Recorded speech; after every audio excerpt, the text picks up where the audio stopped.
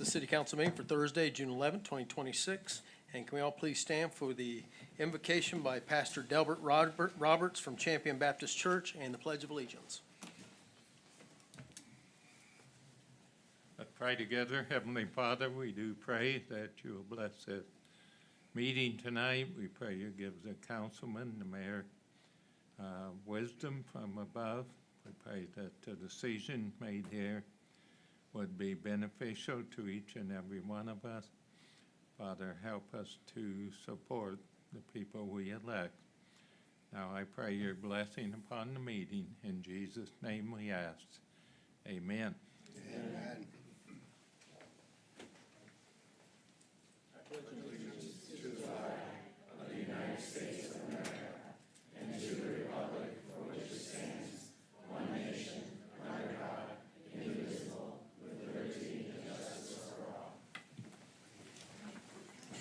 Thank you, Pastor Rogers. Thank you, sir.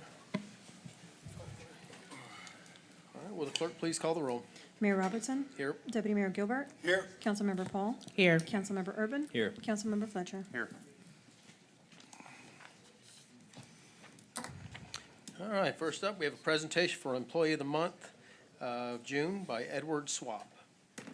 Oh, I'm sorry. First, City Manager, do you have any agenda updates? No, I don't. Thank you. All right, thank you. And actually, before we do that, I would like to add 2 proclamations to the agenda. And let's find those on here. Stacy, do you have those? They're down there. I'll go ahead and, I need to call for a vote on them. Let me see. Yeah, I think I can get that one. Thank you, Scott.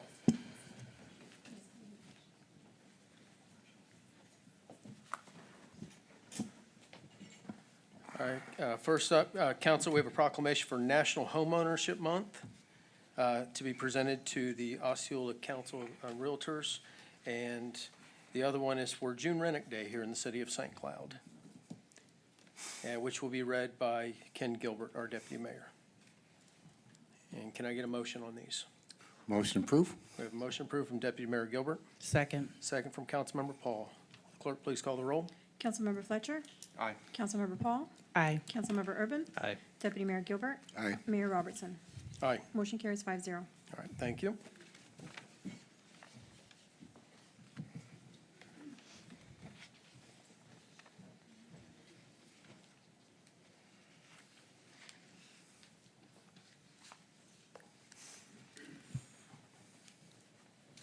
All right, I'd like to ask, do we have Twist Liza Swain in the room from the Realtors Association? And Joe?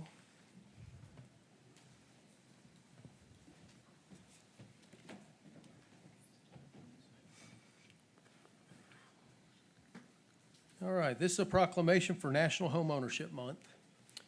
Whereas homeownership remains a cornerstone of the American dream and a vital foundation for strong, stable, and thriving communities. And whereas the city of St. Cloud recognizes that homeownership strengthens the local economy, encourages civic engagement, and fosters pride in our neighborhoods. And whereas owning a home provides individuals and families with stability, security, and the opportunity to build equity and a pathway toward long-term and generational wealth. And whereas the Osceola County Association of Realtors and its members have served as trusted pro-consumer advocates for more than 100 years, helping individuals and families navigate the home buying and selling process, promoting financial literacy, protecting property rights, and working to expand access to home ownership. And whereas realtors, along with lenders, nonprofit organizations, and local leaders, play a vital role in advancing guidance, education, and resources that empower consumers to make informed real estate decisions. And whereas National Homeownership Month serves as an opportunity to recognize these collective efforts and to reinforce the importance of responsible and sustainable homeownership. Now therefore, I, Christian B. Robertson, Mayor of the City of St. Cloud, along with the City Council, do hereby proclaim June 2026 as National Homeownership Month.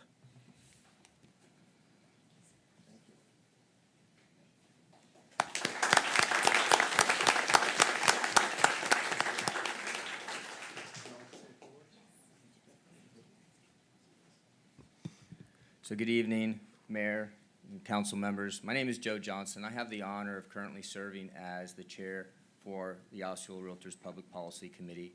I am here on behalf of the Osceola Realtors Board of Directors and that Public Policy Committee. I want to thank the City of St. Cloud for recognizing June as Homeownership Month. As Mayor Robertson stated, homeownership is critical and plays a vital role in strengthening families, stabilizing neighborhoods, and building financial security.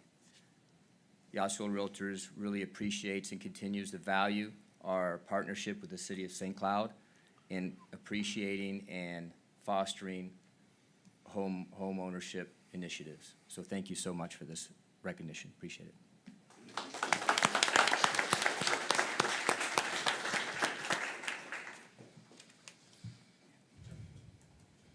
You want to get the logo behind us here? There we go. I'll get the middle.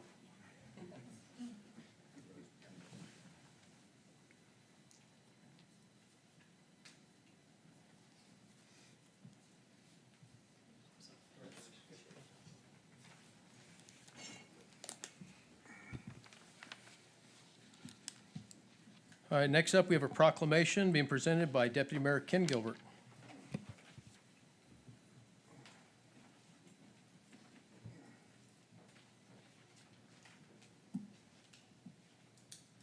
Thank you, Mayor.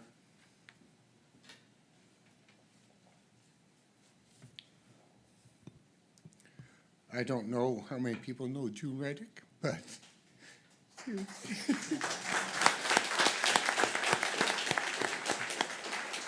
she was your swim teacher? And what, first grade, second grade? Kindergarten, first grade. Kindergarten, first grade. At the Polynesian Inn when they had Right, so think about that. Think about service and duty. Her ex-husband was the mayor here in the seventies, Miss June? Was he the mayor in the seventies or sixties? I know you're only 20, but you married young. You married young. So the coolest thing about the city of St. Cloud is that we honor people that dedicate their life to St. Cloud. As a teacher for 38 years, retired, and she still teaches now with the Place for Grace Ministries for GED as a volunteer. And we had, I think we had 8 or 9 graduates this last semester. The mayor came out and met with them. We give a hand up and a hand out. So if you can't recognize the citizens that actually do the work, don't brag about it, praise the Lord. She's never, patted herself on the back. I'm kind of scared of her still. But what a wonderful, wonderful person. So I had asked the mayor, and the mayor told me, definitely we got to do this. And he recognized her, I recognized her. So we have to proclamize Miss June Reddick Day. And it's going to be every day, as long as I live. But that's what makes St. Cloud St. Cloud, and it's Miss June Reddick that makes St. Cloud St. Cloud. So I'll get off my horse because I talk a lot in these council meetings, and the mayor kicks me and says, "Are you done?" So I will talk about the proclamation. But if you love the Lord and love the faith and love the people, and you do everything you can, follow her footsteps. We got these beautiful ladies here that we met with, and they have a mission. And that's the people that have a mission too. And I'm so proud of you guys. I'm so proud of Miss Reddick, and I'm so proud of everything that we do here in the St. Cloud. Don't want to go past the river, but we're okay here past the canal. So St. Cloud is the best city to live in, the safest city in the state of Florida, the 34th safest city in the United States, and I continue to say that because it's not us, it's you. It's not this council, which you elect. It's you that help us be who we are. So thank you very much, but I'm going to read the proclamation, and I hope not to cry, but I'm a big dude. I got emotions. I'll fight anybody, but I love everybody. So let me read the proclamation, if I may. Sorry. Fisticuffs were good at one day. Attorney's not here yet. I know, I'm glad he's not, because he always looks at me and goes, whoa, what are you saying this time? Is it recorded? So, but I certainly hope this is recorded, and I certainly hope that you citizens here in St. Cloud that are here, sitting here today, and are watching on TV, will recognize a 38-year teacher in the city of St. Cloud. 38 years. Swim teacher, still an advocate, still that. What's better than that? Yeah, what would you, if you can tell me what's better than serving the Lord and serving the people, I'm gonna be remiss to know. And if you can educate me, please, because I'm old, but I still learn. Whereas we proudly recognize and celebrate the life and service of an extraordinary woman who continues to exemplify compassion, faith, and dedication through her unwavering commitment to the volunteerism, and whereas her deep love for God, the devotion to family, the steadfast of service, her community have touched countless lives. And when I say countless lives, our mayor is a part of that countless life, and I'm sure people behind me are too, and serve as an inspiring example of selflessness, kindness, and generation. And she has served for 14 years on the board of Place for Grace Ministry in the GET mentoring program, swimming, sewing, and class instruction, voting, and supervising. Through the many years of faithful volunteer service and nonprofit organizations, she has enriched the lives of others, and when I say others, thousands, strengthened the community bonds, and demonstrated the profound impact that one carries an individual that has the world around her. Whereas June is 61 today, well, I'm sorry, 38, she started young. Year resident of the former First Lady of the City of St. Cloud. She's a retired school teacher in the St. Cloud education system, mother, great-grandmother, and an inspiration for so many. Whereas the City of St. Cloud recognizes Miss June Reddick for the many years of steadfast service of this community. I, myself, Ken Gilbert, and the council, and the mayor in the City of St. Cloud, along with the City Council, do here proclaim June 11th, 2026, as my best buddy, June Reddick Day.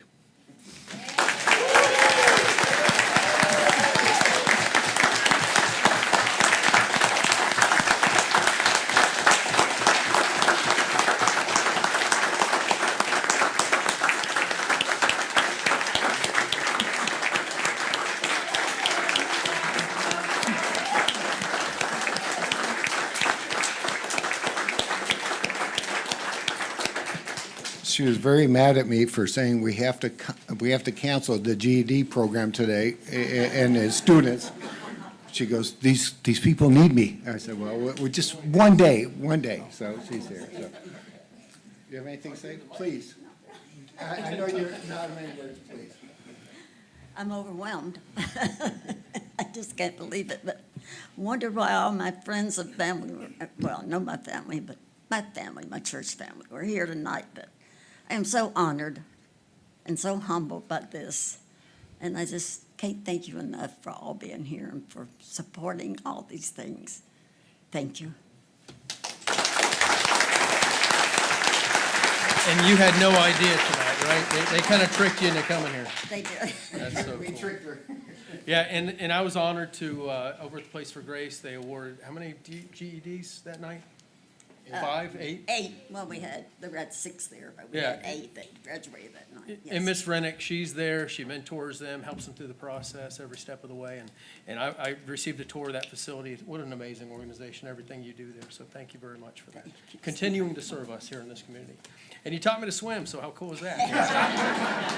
Can you still swim? I don't know, I'm going under water over here, but that's all right, we're doing good. No, back before, when we were a small town, you know, what, 1985, what was that? We had maybe 8,000 people in our city, and we didn't have a city swimming pool, so the Polynesian Inn is where they took the kindergartners in first grade. And I think it was you and Bob Callahan wasn't Bob Callahan the PE coach back then with you? Jim DiGiacomo was the principal. Bev Parton was kindergarten, and Terry Dew was my Terry Herbert back then. It was Harbert back then too. Yeah. See, I remember that stuff, so.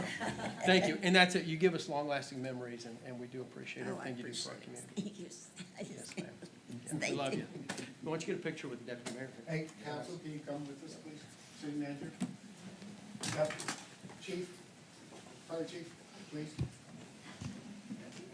Please? You never shy away from the camera. Yeah, never. You did me? Never. You gotta stand in the center, young lady. You guys all have to be in the center. We'll stand around you. Stand in the center.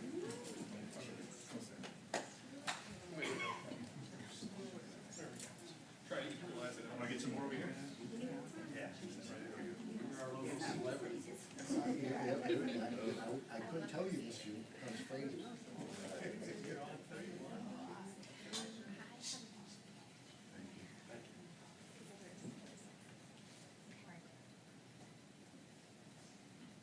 Thank you.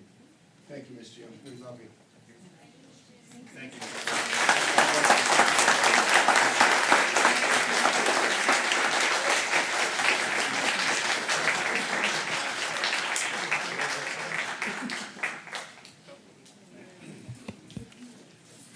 All right, next up, we have Employee of the Month.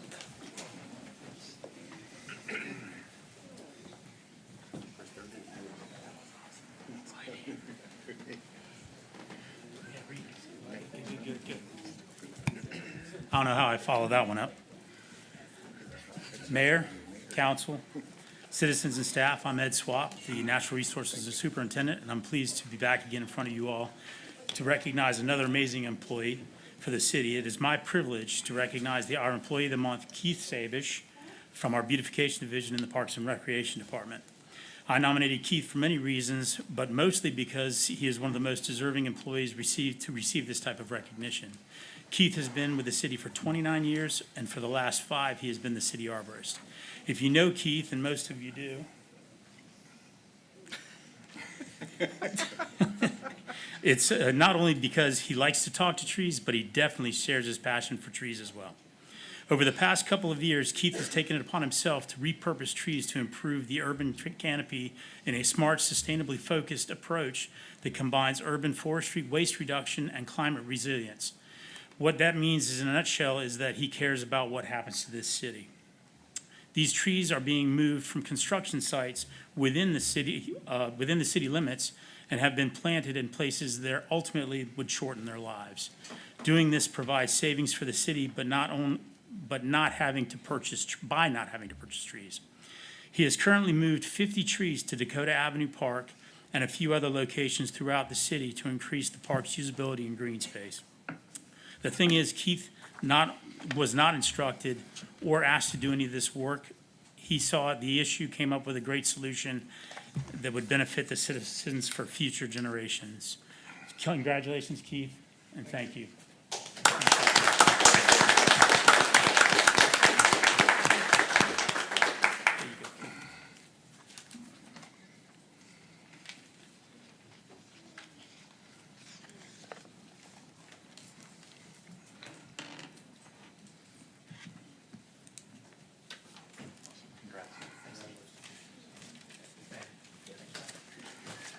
Yeah, congratulations, Keith. How many years with the city? 20 years? 29 years. All right, so if y'all need a tree that gets trimmed, we're going to give him his number, and you can call him directly, right? He'll take care of that.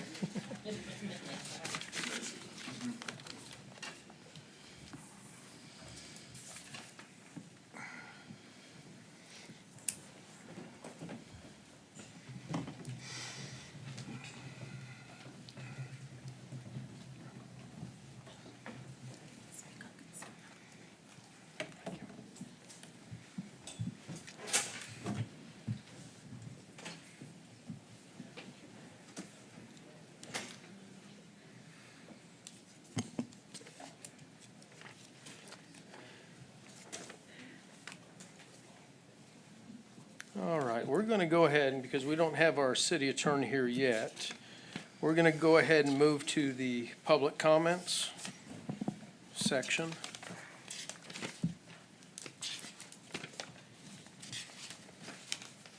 This will be the citizens forum.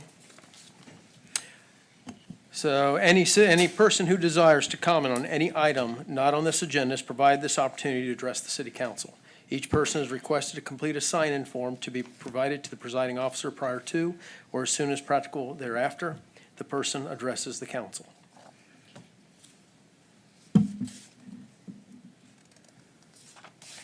And I don't see that we have anything under public comment here.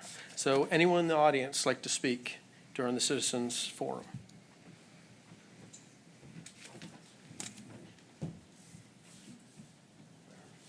Oh, hidden under there. There we go. All right, we have Miss Camille Levy.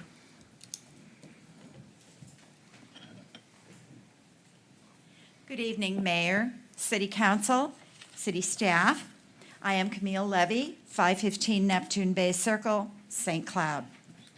We encourage our citizens to shop and buy local, yet we as a city don't do that. Yes, we have a bid process prescribed by law, but that doesn't mean that we have to accept the least expensive, cheapest bid. The bidders accepted should show responsibility and have a proven track record of being responsive. And what about giving priority to those businesses who are based here? And if they're not based here, how about taking a look at asking bidders to be based here? Maybe we can up our economic development and get some businesses here in town. So that concept might encourage some local development and local employment. It's time for all of us to shop, buy, and bid local. Thank you. Thank you. City Manager, did you hit your light? Yes, thank you. I just wanted to address that the city had a policy for years. What we used to do was, after we had gone through the process, local entities were able to come in at the end and see if they could match the bid. And we really, very few ever did that. Instead, it was just adding a lot of time onto our procurement process. Additionally, with several of the federal grants that we receive, we have to go with the lowest. Ms. Levy, would you like to, I mean, I've got a question really quick, just to clarify. Is there a particular project that this was not taken into account? No, I take a look at what's happening, you know, and particularly what we saw happen with the streets, with Pennsylvania Avenue. I think we do a disservice. I understand we try to go with the lowest bid. I know you are all fiscally responsible, but I also see that sometimes quality, maybe we need to take a look at not the cheapest bid. You know, you get what you pay for. And if people take some pride in their work, and I understand, City Manager, the time involved, but we also are trying to build our local economy, and we're not doing anything to encourage businesses to come into St. Cloud to be able to bid. I understand there's a whole process. However, I think we need to take a look at not just cost effectiveness, but responsiveness and being a responsible community partner with the city. Who? Any- Who be a responsible partner with? The bidder, whoever the contractor bidder is, be a responsible partner with the city. Oh, well, we hope so, especially when We have- hope so. Hold on, ma'am. So, talk about the bricks. I don't know, do we have any local bidders on the bricks, on the roads? We had a local engineering firm, but I don't believe we had a local bidder on the bricks. Okay, and I think we use some of the local engineering firms for many of our projects. Yes. Okay, so we do use a lot of local businesses here for many of the projects, and, yeah, I understand your concerns of what you would like to see, and I believe that we are already doing that. We do Okay. show preference. I know I love the businesses in our community, so. And we want to attract more businesses to our community. It's growing. So you want outside business coming to our community I'd like to to do see. these jobs? I guess that's what I'm trying to clarify. I would like to see outside businesses come into the community and base their business here so that we can provide employment for all of our citizens that are local. Absolutely. Oh, we want So, more jobs. we agree. And we focus on that. Yeah, and that's what I Great. didn't understand, because you were saying give the jobs to the people that are already here, but you want to bring the companies in from other Well, places. we want to so- bring the companies here to be based here.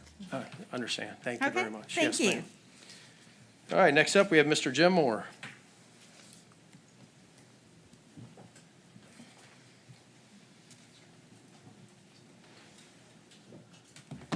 Jim Moore, 3855 San Isidro Circle, St. Cloud, Florida. Good evening, Mayor and Council. As we approach the upcoming property tax reform ballot measure, I want to thank you each for the hard work you're doing to educate residents and prepare for potential impacts it could have on our city. I recognize the challenges you face. On one hand, residents are looking for relief from rising costs. On the other hand, the city must continue providing the services that make St. Cloud a safe and desirable place to live. My request tonight is simple. As you continue evaluating the potential impacts of this measure, please keep public safety at the forefront of those discussions. Our police officers, firefighters, and first responders are essential to the quality of life we enjoy in St. Cloud. As our city continues to grow, the demands on these departments continue to grow as well. Maintaining the staffing, equipment, training, and resources they need is critical to protect our residents and businesses. As Mr. Gilbert always says, St. Cloud has built a reputation as one of the safest communities in Florida. That reputation is a result of years of investment, planning, and support for public safety. I encourage you to continue making police and fire services a priority as you navigate the challenges and opportunities that may come from this ballot measure. Thank you for your leadership, for your service to our city, and continued commitment to keeping St. Cloud a safe place to call home. Thank you, guys. Thank you, Mr. Moore. Yeah. I understood everything what you were saying there, Mr. Moore. Thank you. Anyone else in the audience like to speak? All right, with that, we'll go ahead and go back. Mr. Manzares, sir, how are I you? apologize for being late. That's okay. All right, first we have the consent agenda. Next portion of tonight's meeting is the consent agenda, which contains items that have been determined to be routine and non-controversial. If anyone in the audience wishes to address a particular item on the consent agenda, now is the opportunity for you to do so. Additionally, if staff or members of the city council wish to speak on a consent item, they have the same opportunity.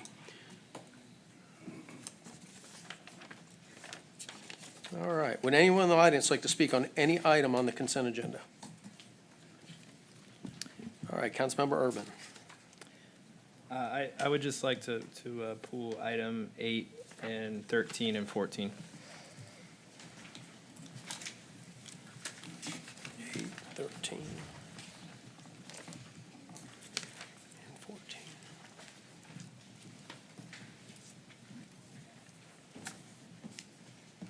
City Manager?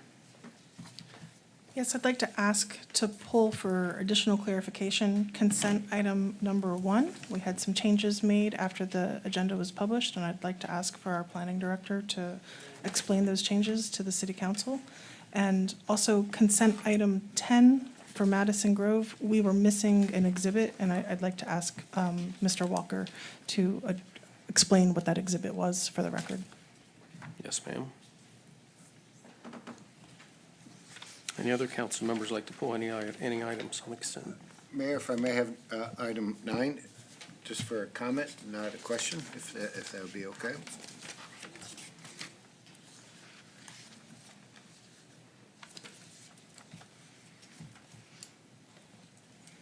All right. Okay, we'll go ahead and start with item number 1. Thank you, Mayor, Council Members, Jeffrey Ball, Community Development Director. The changes that were made after the agreement was uploaded had to do with the exhibits not matching what was documented in the agreement itself. There was references to an E-exhibit that didn't match, so there was no formative changes that were made in the difference in the original agreement that was sent to you all to the one that's in your packet today.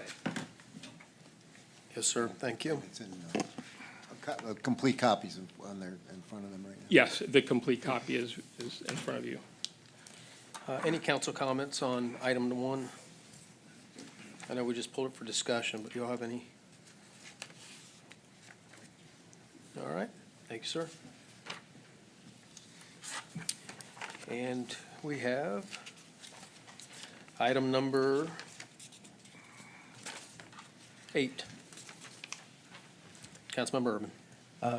Yeah, so I just, in light of the recent legislation that's come out, the overwhelming sentiment that I hear from residents is cities and counties need to be more careful about where we're spending our money. And, there's a lot of wonderful organizations out there. And as Mr. Moore said, we need to support our police and fire departments. To me, that's non-negotiable. I think that's, we need to remain the safest city in the state of Florida, like Deputy Mayor Gilbert always reminds us. And so while we're, focusing on that, trying to rein in our spending, I just can't support sending money out to outside organizations right now in light of the legislation that's come out. So I'd like to vote separately on this one. Yes, sir, I agree with you 100%. Dan, we have other ones to go through, but should we go ahead and take the motion on that one? I think the council members asked for a separate vote, so you can either do it now. Let's go ahead and do it now so we can get that out of the way. You want to make a motion on that? I would make a motion to deny it this time. All right, we have a Second. motion to deny from Councilmember Urban and a second from Councilmember Fletcher. Will the clerk please call the roll on item number 8? Councilmember Paul? Nay. Councilmember Urban? Aye. Deputy Mayor Gilbert? Aye. Councilmember Fletcher? Aye. Mayor I Robertson? want to clarify, this is to deny it, right? Yes. Okay. Okay, can And that's where I wanted to make sure that, because you made a motion to deny, and what was your vote on that? She voted against. I'm gonna go Against. aye. So Can I she's just, supporting that? I'm supporting the denial. Oh, okay. Yeah, I just want to make sure, because I had to kind of go back and listen and go back through the motion. It was a Mayor. motion to deny. For clarification purposes, can we do it again? please? Yes. So we have a The motion the to motion on the floor deny. is- The motion on the floor is to deny Resolution 2026-080. That's correct. Yeah, we have a motion from Councilmember Urban and a second from Councilmember Fletcher. Will the clerk please call the roll? Councilmember Paul? Aye. Councilmember Urban? Aye. Deputy Mayor Gilbert? Aye. Councilmember Fletcher? Aye. Mayor Robertson? Aye. Motion carries 5-0. Thank you. All right, and we'll go ahead and move on to item number 9. Councilmember, Deputy Mayor Gilbert. I just want to recognize that Kissleback has donated the property for the Wayfinder sign for the welcoming to the city of St. Cloud, and I believe that it's super important that we recognize the downtown historical area, and when we put a $10 issue to it, the reason why is because it can't be a gift, it has to be a product of purchase. And them giving us that corner of New York Avenue and 13th Street is going to be a great indicator. And I think, Mayor, we talked about doing, crossover, we've talked about doing a lot of things over there. But for that area, for Kissleback Forward to recognize the city of St. Cloud, we have to be thankful for them because we want to recognize the vendors and everything that's there. So I don't have a question on that. I just want to bring it to the attention of the council that this is a gift at $10 for an easement. And I think they're our business partners. As Councilman Urban always talks about business and what we do, I think this is a local business that really supports the city of St. Cloud and the St. Cloud Council and also the citizens of St. Cloud. So I'm excited to recognize this, but I also want to know that they need to be recognized that they've done this for the citizens of St. Cloud and also the business district of St. Cloud. I yield back to you, Mayor, but I think this is a great thing that happened. And I know you negotiated with the city manager, Mayor, on that, and I appreciate all you do for the city to recognize the city of St. Cloud, right next to Soldier City Parks. I yield back. Yeah, no, you're right. Mr. Kissleback's been amazing to our community, and I know every month he honors our police officers over there with a luncheon. Firefighters involved in that, do they go as well for lunch? Yeah. They like- You see Jason's- Chief Jason back there. He doesn't pass up a meal, does he? No, Mr. Kissleback, he's been a great partner with our city, and even prior to that, Mr. Poffenbach. So that dealership right there, they've really given back to our community tenfold. So it's amazing that he offered up the space right in front of the dealership, the plot of land, so we can have some signage there to let everybody know where our downtown is. And with that, across the street, there's gonna be another one, right, on Veterans Park property. So both sides of the highway, I think, kind of right across from the other, we're gonna have some signage there. So it's really gonna let everybody know where the downtown is and I think some current events or what activities that go on in our community. So, It will be a tall message board. very cool. Both will be tall message boards, approved by the CRA and paid by the CRA. All right, very cool. All right, next up, we have item 10, City Manager. Mr. Walker? Good evening, Jabari Walker, Assistant City Manager. So the piece that's missing, the exhibit, is the Florida Housing Finance Corporation's form. This will, if you guys move forward with this, with this agenda item, this is the form in which you would author the city manager to sign as a part of Madison Grove's second or third attempt at trying to get these housing tax credits. And Thank it's you, in sir. front of you right now. Thank you. Deputy Mayor Gilbert. I just want to qualify, if I may, Mayor, that this is a lottery bid process that we're allowing this. This is a loan, not a grant. This is payable back to the city of St. Cloud with an interest rate for that. And I think this is our third attempt in my 4 years being here in the city council. It's a great motion. It's not anything that we will know until it gets granted, but I believe, and please correct me if I'm wrong, that it's a lottery for a grant for this program. I yield Yes. back to you, Mayor. Yes, it's a very competitive process. By us offering up this loan, that is supposed to help within that process, above potential projects that don't have local support. For senior elderly housing. Yes. Yeah, and that's why I fully support this. Last year, I know it came before us. This is the same loan because every Yes. year they reapply for this. And of course, you know, I'm big on supporting our seniors. I represent this council on the Osceola Council on Aging Board. I was on their housing board for many years ago. And something to point out, because I asked the city manager, I wanted to see the numbers, and I know they showed them to me last year, which is why I supported it last year as well. But the annual ad valorem in 2025, we received $30,169 from them. So that in itself, it provides a tax base where obviously we all know what's been going on in the world and in the state of Florida over the past few weeks, actually for the past year and a half. This is something that we need in our community to help operate our city.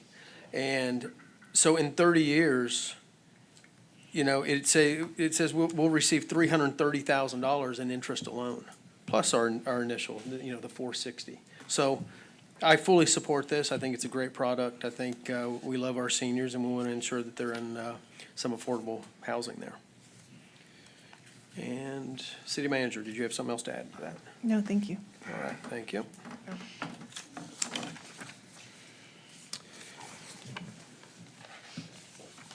And we have item number 13, Councilmember Urban. Yeah, 13 and 14 are kind of related. I just have comments on them in my research in our agenda packet over the last week. These are just PSPs, but digging deeper, it's yet another dentist office and tire shop, and I know residents are tired of us having a duplicate of the 50th tire shop, the 50th dentist office, and we talk about we need more commercial here in our city, but we need quality commercial. We need high-wage jobs, quality commercial, and things that make St. Cloud the best place to live, work, and play. So I just wanted to point out to the residents, these are just PSPs, so there's really nothing we can do about it at this point. But as we look in the future at new commercial developments, this council has been pretty consistent about putting those conditional uses on it and prohibiting the less desirable commercial outcomes. So that's my only comments on that. All right, Deputy Mayor. Just a clarification for anybody in the audience, PSP means the preliminary subdivision plan. Oh, I'm sorry. I understand acronyms a lot, but, and I'm old, so I'm confused sometimes too. But PSP is a preliminary subdivision plan, and I don't know about anybody here, but I need the dentist. You know, I loved it. Whenever I get my teeth cleaned, it's like It's the best feeling ever. So I yield back.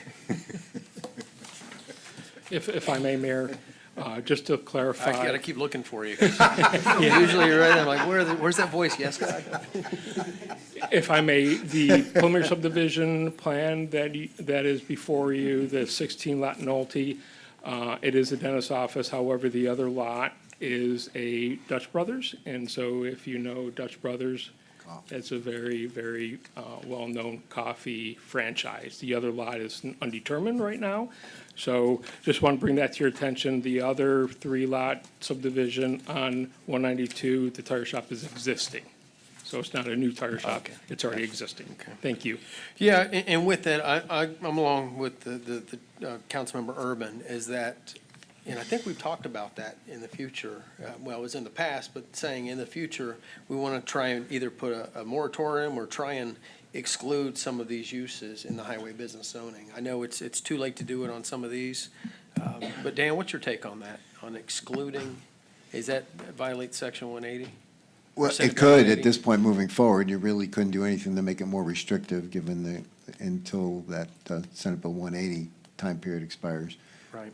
And then, of course, one of the issues we got into in the past is that under most land development codes in the state, they define zoning categories, basically retail, commercial, those things. And then you get within them and say, well, a tire store, let's look the one that everybody always complains about, mattress stores, right? Those are retail establishments, right? So are you going to create a district that prohibits mattress store, which is essentially a retail operation, but allows other similar retail things to just happen to sell a different product? So that's when it starts to get a little tricky and a little challenging to be able to get your code set up to not overly be too restrictive when it comes to commercial retail businesses.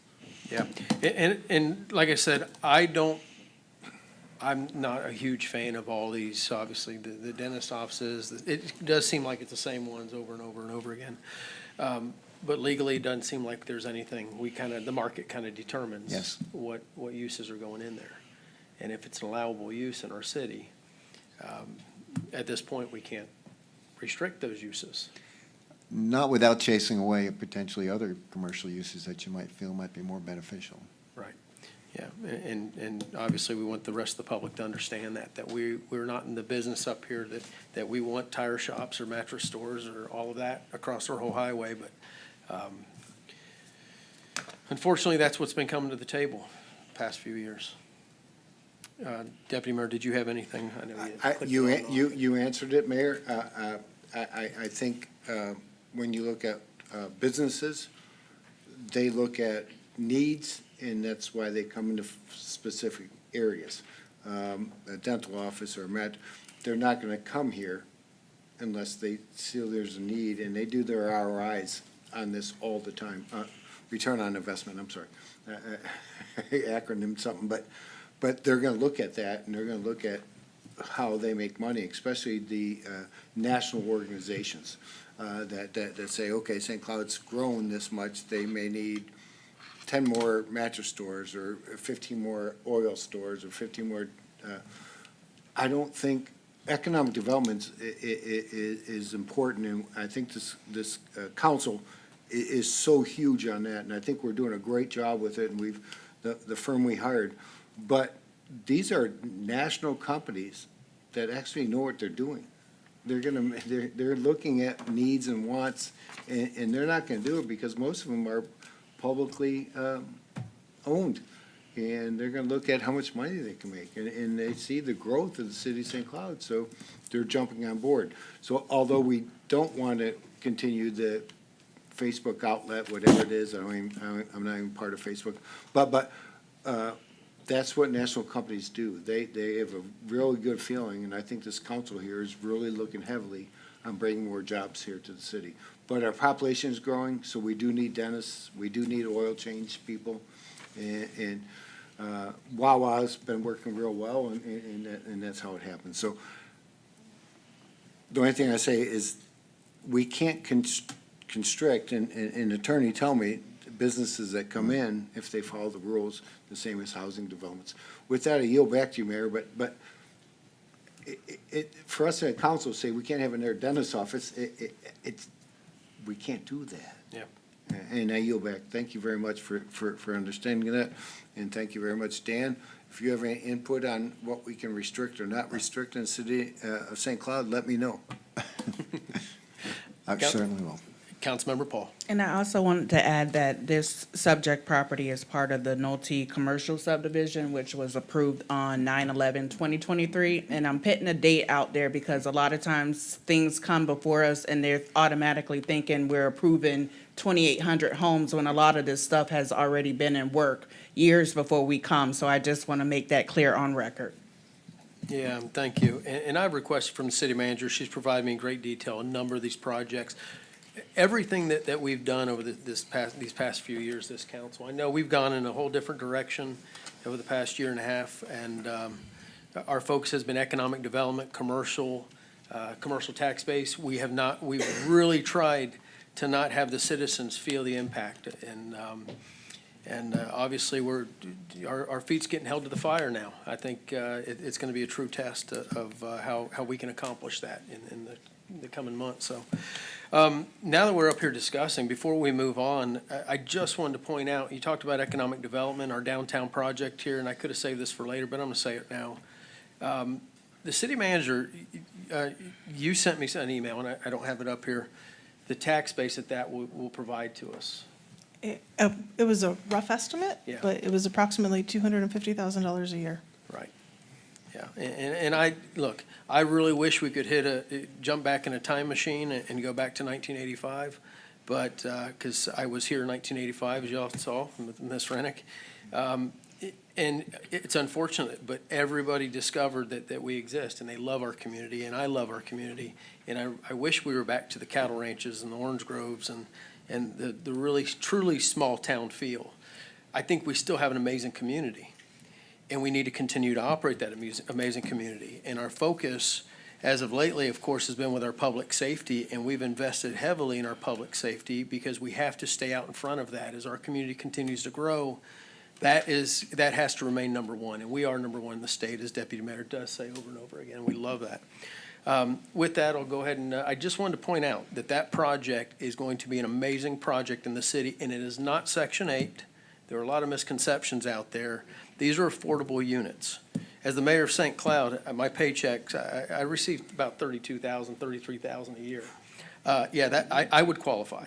So in the low income section there. So if y'all, I don't know who believes that the mayor of the city of St. Cloud should not be able to live in there. I don't know who should. With that, Councilmember Urban, you already talked about number 14, right? Yep, I'm good. All right, so there was only one that we wanted to pull out for a separate vote. So we'll go ahead and do anybody in the and anyone in the audience like to speak on any of the consent items? Or have I said enough? Can we get a motion to approve all the items minus the one we already voted on? Motion to approve the consent agenda. Motion approved from Councilmember Urban. Second. Second, Councilmember Paul. Will the clerk please call the roll? Councilmember Urban. Aye. Deputy Mayor Gilbert. Aye. Councilmember Fletcher. Aye. Councilmember Paul. Aye. Mayor Robertson. Aye. Motion carries 5-0. Thank you. We've done the citizens forum. And next up, we have public hearings. Will the clerk please read public hearing number 1? Final public hearing for ordinance number 2026-26, an ordinance of the City Council of City of St. Cloud, City of St. Cloud, amending Chapter 38, Streets, Sidewalks, and Other Public Places to create new sections 38-6, permit required for using public property for compensation or consideration, providing for conflict severability, administrative corrections, codification, publication, effective date. Good afternoon, Mayor and City Council. Scott Davidoff, Deputy City Manager, standing in for our Parks and Recreation Director, Stephanie Holkamp, who's got on a well-deserved vacation this week. The item before you tonight is ordinance number 2026-26. It's the request to approve permit system for using public property for consideration and compensation. As you're well aware, and discussions that have been had here before this council, over the past several years, the city has experienced an increase in businesses and individuals who are looking to use public parks and city facilities to conduct commercial activities and provide services that they're being paid for. City continues to find many businesses operating via social media. In fact, we just found another one just the other day who is advertising their program with their fees and their rates in a city facility. And this creates obvious liability concerns and city concerns, but it also presents conflicts with our existing programs and rentals where somebody may be out advertising a program that is not prohibited, and there could be a resident who's out there who actually has rented a facility and gone through that process. And this same process and policy already exists at the lakefront that the council had enacted in regards to the commercial watercraft that are out there. What this ordinance does is it amends Chapter 38 of the City Code, and it creates a new section regarding commercial use of city property. It protects public property and regulates the business activities, supports public health, safety, and welfare, and ensures facility space availability. The requirements for this are those businesses or individuals, they must obtain written authorization before conducting their commercial activity on city property. They would be required to provide proof of insurance and completed background screenings. And again, this is identical to everything that is already existing under our regular contractual providers throughout the city. And the activity must be scheduled through the Parks and Recreation Department. The activities that this covers would be those where someone is providing services where they're being paid for that. Also includes free programs that are scheduled utilizing city facilities, advertising and displaying of merchandise, soliciting businesses, or conducting transactions for profit, posting or distributing advertisement circulars or handbills, recreational services, medical services, educational services. It's really two different options that we have for those businesses that are looking to do this. Generally, everyone who is operating for profit, where they're charging fees, we have a standard 75-25 revenue split, the same thing that the city has been doing for a number of years. It's our existing city policy. This includes those businesses, there's an executed agreement with the city, payments are made directly to the city, there's a flyer and website, an address that we can put on city websites to help advertise those businesses. The monthly payment is then issued by the city to the vendor. They have to provide the proof of liability insurance and indemnification, successful background checks, register business with the state. They have to have a current BTR and ensure that they're in compliance with all park rules, scheduling their days and times, and then also recreation staff would make sure that the rooms or the facilities that they're looking for are available. Now, there are also a number of free programs that are out there that offer free service to the community. It could be a yoga program, could be some sort of health program that's out there, and we also want to make sure that we're encouraging those. They go through the same process, except for those programs. Obviously, there's not a 75-25% split, but they're still required to provide all that same information to the city. And again, it's the same process as it is for the paid businesses and paid programs. And this applies to all city-owned, leased, operated, or controlled properties, includes land, building, facilities, equipment, and projects. The exceptions for this, there are some separate agreements that City Council has authorized. Little League is a great example. Those franchise agreements, concessionaire agreements, those fall outside of this process. And then business tax receipts or city county licenses alone do not authorize activity on city property, which is one thing that city staff and Casey out there at the park has heard many times. Enforcement and penalties, obviously they would be subject to penalties under Section 1-15 and Article 6 of the City Code, and that may result in enforcement action. First offense, if someone were to see them out there, the vendor would be provided information on how to do their program the right way, give them the information, who to contact, how to do this. If they were out there a second time and they were caught, they would be required to stop the program that they were doing at that point. And then subsequent violations may result in up to being trespassed from city property. Hopefully somebody would understand the process from the beginning and look forward to doing it, because there's a lot of benefits for these businesses to move forward with this type of agreement with the city. Outside of that, staff recommends approval of ordinance 2026-26. All right, thank you, sir. Anyone in the audience like to speak on this item? All right, Deputy Mayor. We're going to talk candidly about this because it's near and dear to my heart of youths in doing things and in having activities. And I understand that when I was a kid, and probably you guys were a kid, you go to the ball field and you play ball, and it's transformed. I have 5 children that have played AU basketball, football. I've coached for 26 years. Some of my children and over 1,000 kids I coach have granted scholarships because of these youth programs. But I look at my lens is a little different now because we have insurance issues. We have an NPO, and I don't know if anybody knows this, but the CEO of Goodwill salary was $22 million last year. And Goodwill is a nonprofit organization. So you got to kind of, see what an NPO is or an NGO is, and I'm sorry, nonprofit, I'm sorry. I had to go to explain that, but we acronym them. And then we also have the insurance programs with that, and then we want those parks open for anybody, and if youth organizations go into those, then the people that just want to toss a football around or sling a frisbee around or shoot a basketball around, they're not allowed to do that during these times because these organizations come in and use their properties for no cost at all. And I'm going to ask our city attorney, our insurance is the biggest thing ever, and it doesn't go down. If anybody here knows that has an insurance company that says your insurance is less next year than it is this year, tell me, because I need to get that insurance.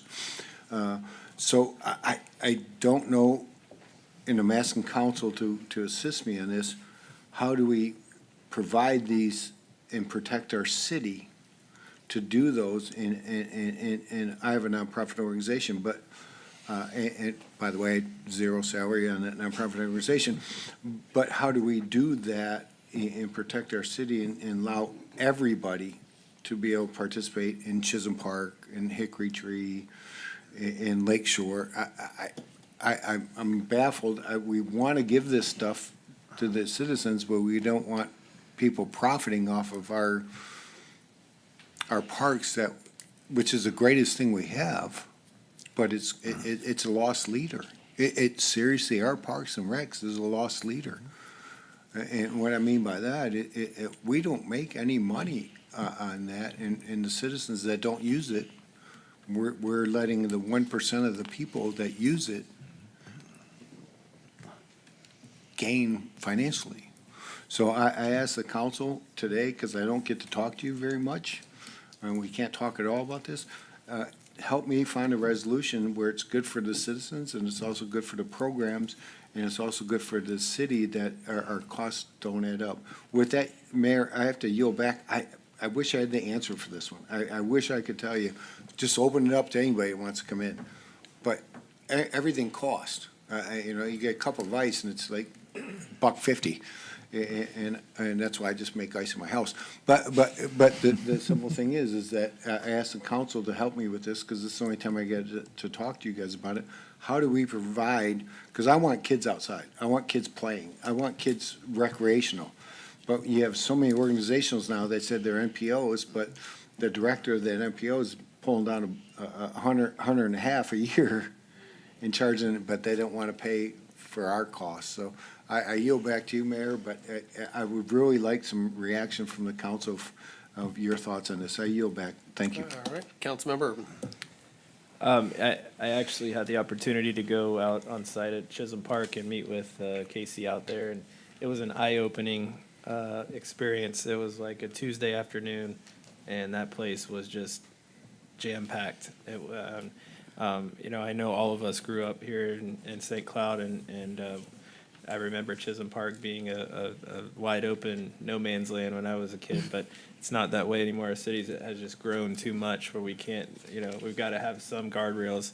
To Deputy Mayor's point, I think, having agreements like this, that 75-25 agreement, is a great way to say, hey, we're happy to have you here. We love to have you sports activities and everything going on, but we got to make this equitable for everyone in our city. So I think this is a good step moving forward.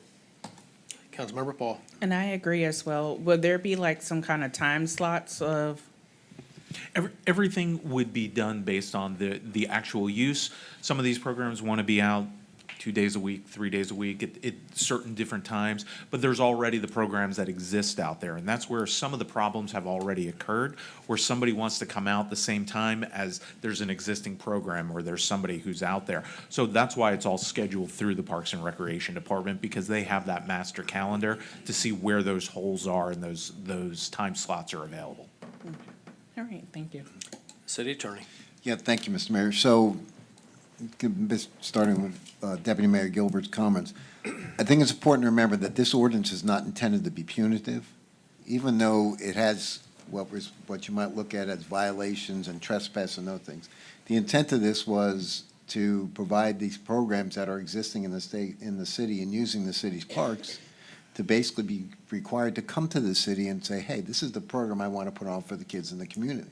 So then we can address all the issues, staff can address all the issues that we're talking about, the liability issues, the insurance issues, how it's going to be regulated, parking, all those kind of things that happen in those events. So the idea is this will be the opportunity for the city to go back to individuals and say, yeah, we want you to use our parks subject to availability, but here's what you have to do to be able to use them. We want you to have all these kids out there playing and doing all the things, but this is the process that's in place. Does that mean I can still set up a lemonade stand in Deputy Mayor's front yard and not have to pull permit? It's now 50 cents, not 10 cents. No, and I think that's the whole idea here. You know, you can't just set up in a city park and use a city address to market a commercial business. And I think we've had that problem in the past, and I think this clarifies that and addresses that issue. So thank you and staff for putting this together. All right, and can I get a motion on this item?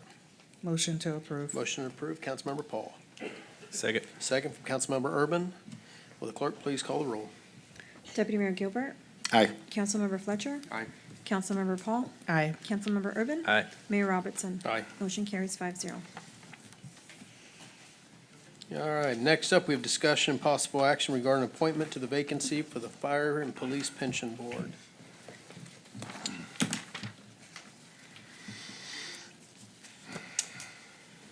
Well, let me get my sheet.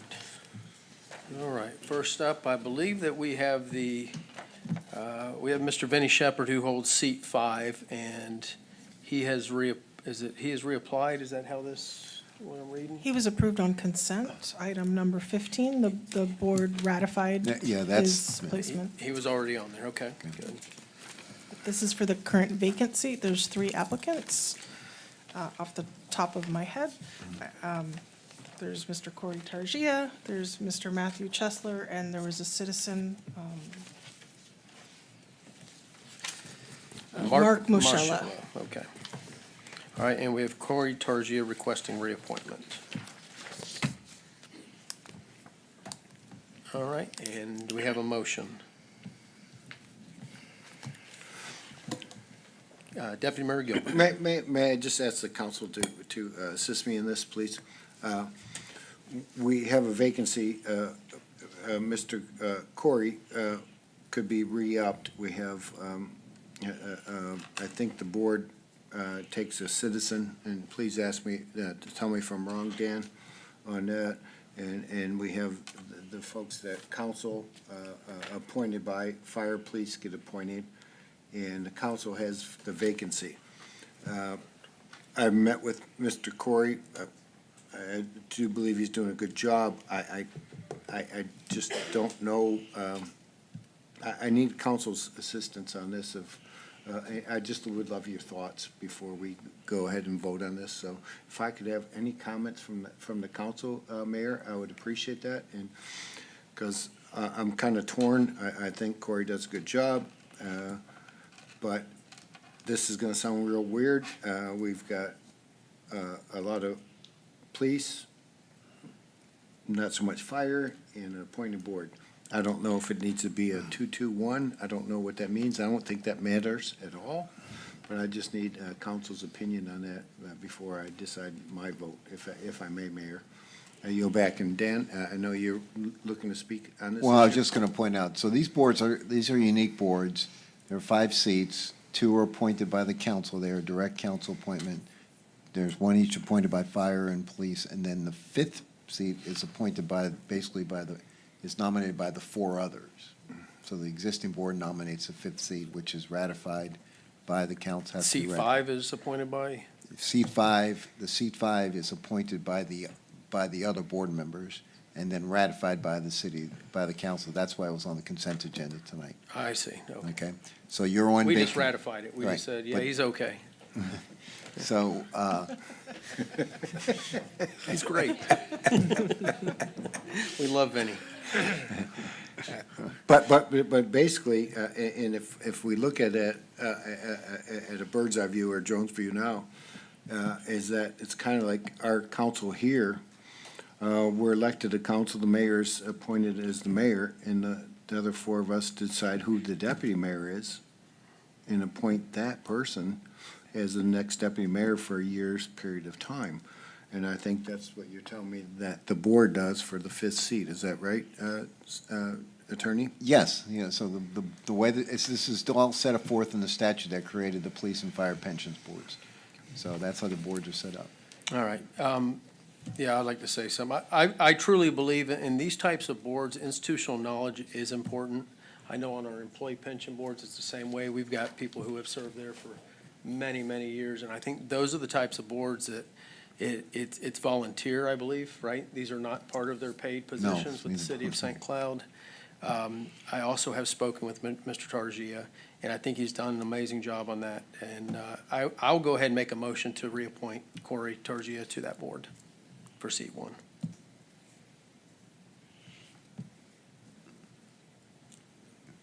I'll second. All right, motion from the mayor, second from Councilmember Urban. Will the clerk please call the roll? Councilmember Fletcher? Aye. Councilmember Paul? Aye. Councilmember Urban? Aye. Deputy Mayor Gilbert? Aye. Mayor Robertson? Aye. Motion carries 5-0. Thank you. All right, next up, we have first readings and introduction. We'll keep losing our monitor. Next items on the agenda are ordinances before the council for first reading and introduction for the sole purpose of the council to authorize the publication of the ordinance for a final hearing. The council will not take final action on the item tonight. Full presentations and public input on the ordinances will occur at the final hearing, at which the council will consider final action. All right, and will the clerk please read item number 1? First reading and introduction for ordinance number 2026-24, an ordinance of the City Council of City of St. Cloud, Florida, providing a zoning amendment, the zoning map of the Land Development Code of the City of St. Cloud, Florida, specifically changing the zoning designation approximately plus minus 7.17 acres identified as Nova Road outparcels, project ZMA 25-00022, from CCC Community Center Core County to CCC Community Center Core City, generally located north of East Earl Bronson Memorial Highway, east of Nova Road, south of Wanderers Place, west of Bradley Drive, providing for entering the designation of the official zoning map, finding the Planning Commission's recommendations, proof of publication, severability, and effective date. All right, can I get a motion? Motion to approve. Motion approved, Councilmember Urban. Second. Second, Councilmember Paul. Will the clerk please call the roll? Councilmember Paul? Aye. Councilmember Urban? Aye. Deputy Mayor Gilbert? Aye. Councilmember Fletcher? Aye. Mayor Robertson? Aye. Motion carries 5-0. Will the clerk please read item number 2? First reading and introduction for ordinance number 2026-25, an ordinance of the City Council of the City of St. Cloud, Florida, providing a zoning amendment of the zoning map of the Land Development Code of the City of St. Cloud, Florida, specifically changes zoning designation approximately plus minus 27.26 acres identified as Stephanie Lee Rossline Memorial Park, additional parcels, project ZMA 25-00023, from A agricultural to OR open space recreational, generally located north of Barnia Street, east of Missouri Avenue, south of Sky Lake Drive, and west of South Indiana Avenue, providing for entering of the designation of the official zoning map, filing the Planning Commission's recommendations, proof of publication, severability, and effective date. All right, can we get a motion? Item number 2. Motion to approve. Motion approved, Councilmember Paul. Second. Second, Councilmember Urban. Will the clerk please call the roll? Councilmember Urban? Aye. Deputy Mayor Gilbert? Aye. Councilmember Fletcher? Councilmember Paul? Aye. Mayor Robertson? Aye. Motion carries 4-0. All right, will the clerk please read item number 3? First reading and introduction for ordinance number 2026-28, an ordinance of the City Council of City of St. Cloud amending Chapter 30 Parks and Recreations, Article 1 in General Sections 30-9 Smoking Prohibited to further define smoking and add the lakefront as an area where smoking is defined and is prohibited, providing for conflict severability, administrative corrections, codification, publication, effective date. All right. I know y'all filled out a form, but we're not going to discuss it ourselves either tonight. We're just advertising it, so next meeting, right? All right, just making sure y'all knew that. All right, can I get a motion on this? Motion approved. Motion approved, Deputy Mayor Gilbert. Second. Second, Councilmember Paul. Will the clerk please call the roll? Deputy Mayor Gilbert? Aye. Councilmember Fletcher? Councilmember Paul? Aye. Councilmember Urban? Aye. Mayor Robertson? Aye. Motion carries 4-0. All right, will the clerk please read item number 4? First reading introduction for ordinance number 2026-29, an ordinance of the City Council of the City of St. Cloud, Florida, amending a future land use designation to approximately plus minus 46.11 acres, identified a public safety complex, project CPA 26-00007, generally located north of Nolte Road, east of Budinger Avenue, south of Juliana Court, and west of Canoe Creek Road, from mixed use to institutional, providing for amending of the official future land use map of the comprehensive plan, following the Planning Commission's recommendations, proof of publication, applicability effects, severability copies on file, and effective date. And can I get a motion? Motion to approve. Motion approved, Councilmember Urban. Second. Second, Councilmember Paul. Will the clerk please call the roll? Councilmember Fletcher? Councilmember Paul? Aye. Councilmember Urban? Aye. Deputy Mayor Gilbert? Aye. Mayor Robertson? Aye. Motion carries 5-0. Will the clerk please read? You need a breather? No, I'm good. Item number 5. First reading introduction for ordinance number 2026-30, an ordinance of the City Council of the City of St. Cloud, Florida, providing a zoning amendment of the zoning map of the Land Development Code of the City of St. Cloud, Florida, specifically changing the zoning designation approximately plus minus 46.11 acres, identified as Public Safety Complex, project ZMA 26-00006, from mixed use to P professional, generally located north of Nolte Road, east of Budinger Avenue, south of Juliana Court, and west of Canoe Creek Road, providing for entering the designation official zoning map, filing the Planning Commission's recommendations, proof of publication, severability, and effective date. And a motion. Motion to approve. Motion approved. To approve, right? Yes, sir, I'm Okay, sorry, sir. Sorry, I jumped the gun on I'm asking. sorry. what- I'm sorry, sir. Motion approved. Yes, Mayor. Motion approved, Deputy Mayor Gilbert. Second, Councilmember Urban. Will the clerk please call the roll? Councilmember Paul? Councilmember Urban? Aye. Deputy Mayor Gilbert? Aye. Councilmember Fletcher? Aye. Mayor Robertson? Aye. Motion carries 4-0. I made the assumption it was to approve it. Will the clerk please read item number 6? First reading introduction for ordinance number 2026-32, an ordinance of the City Council of the City of St. Cloud, Florida, assigning a future land use designation approximately plus minus 27.26 acres, identified Stephanie Lee Rossline Memorial Park, project CPA 26-00005, generally located north of Brianna Street, east of Missouri Avenue, and south of Sky Lake Drive, and west of South Indiana Avenue, from employment institutional to park open spaces, providing for amending of the official future land use map of the comprehensive plan, following the Planning Commission's recommendations, proof of publication, applicability, effects, severability, copies on file, and effective date. Can I get a motion, please? Motion to approve. Motion approved, Councilmember Urban. Second. Sorry. Second, Deputy Mayor Gilbert. Will the clerk please call the roll? Councilmember Urban? Aye. Deputy Mayor Gilbert? Aye. Councilmember Fletcher? Aye. Councilmember Paul? Aye. Mayor Robertson? Aye. Motion carries 5-0. All right. That brings us to the city attorney section. Thank you, Mayor, and again, I apologize for being, for, He's got something to add. Yep, hold on. you want to add it now? Yeah. I would just like I'll- to when you invite see you. always say I'll yield to you. I'm sorry, I yield back, but I would just like to invite you young ladies to the city council to look at the JPA and see what we do behind the scenes, if you would like to do that after a meeting. You've been so great, and being a part of government is huge, so I didn't want you to leave before you sacrifice all this time to listen to our nonsense, but I'd like you to come over and just see how we work and what we do, and let you meet each of the council people and ask any questions that you have. And I'm sorry that No, that's I amazing. stepped Thank you. in, stepped in. I apologize, City Manager. If you would, please, after the meeting, we'll go back in there and see how we hang out, if that's okay. I apologize. That's good. He's very hospitable, Mr. Gilbert. Okay, City Attorney, do you have anything else to add? Well, no, I don't, not to that, so, again, I do apologize for being late today to By the way, he meeting. threatened to beat up people. I don't know earlier. He was gonna fight. We'll tell you later. I'm, okay, really? It's hearsay, that's hearsay. I know you're an attorney, that's hearsay. I knew it. He said, I'll fight anybody. Well, I did at the, I think the last workshop that we had and that I attended, we discussed the special magistrate's order at on the code enforcement matter related to St. Cloud Hotel. And so I just wanted to bring it back up and have a little update and have some discussion and make sure that staff, the way staff is looking at it and our office is looking at this is consistent with the council's direction on this.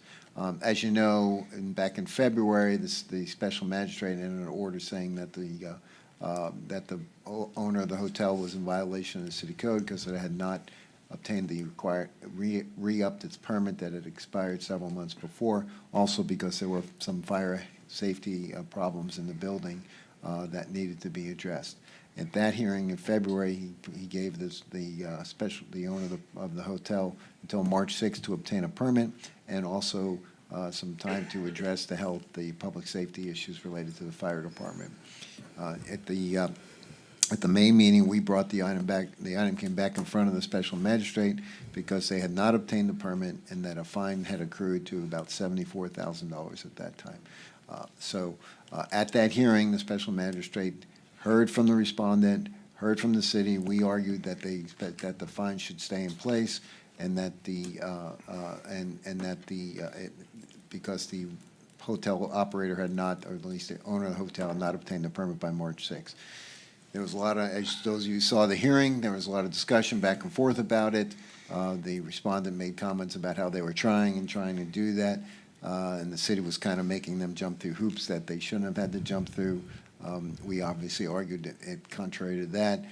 We felt that the contractor admitted that it was basically his fault that they had not gotten the permit. But in spite of all that, the special magistrate entered an order which was entered a couple days after that hearing, where he essentially said, I find that they're not in compliance, so they didn't get the permit by March 6th. He gave them until June 1st to get the permit. If they got the permit by June 1st, then he would basically reduce the $74,000 fine to $5,000. And they did get the permit by June 1st.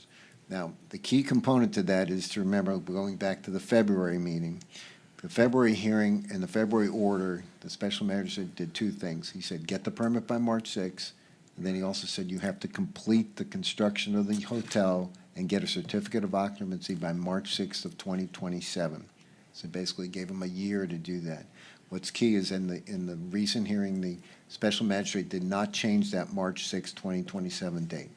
So right now, they are obligated under that order to get the certificate of occupancy for the hotel by March 6 of 2027 or to face additional fines.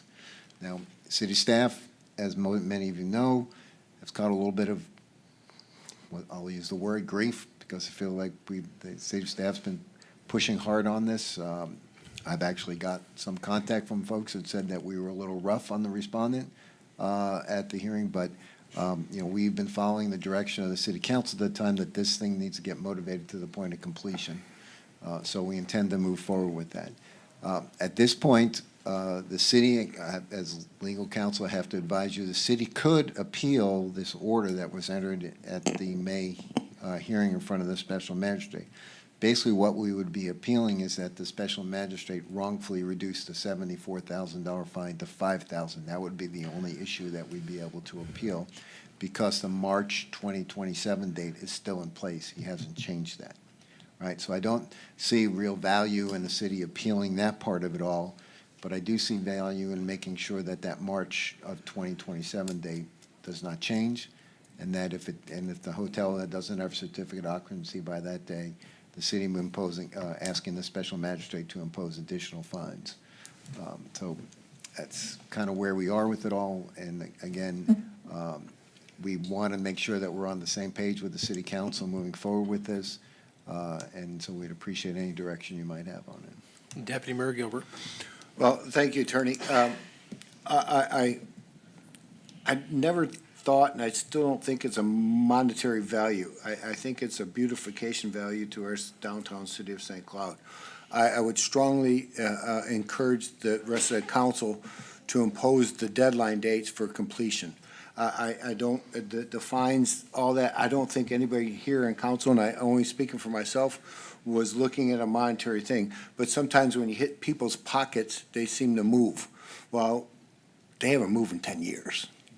So I don't think it's a monetary thing, but I would really strongly ask the council to support me in making sure this deadline does not go further. There's no acceptance to that, and the deadline's a deadline.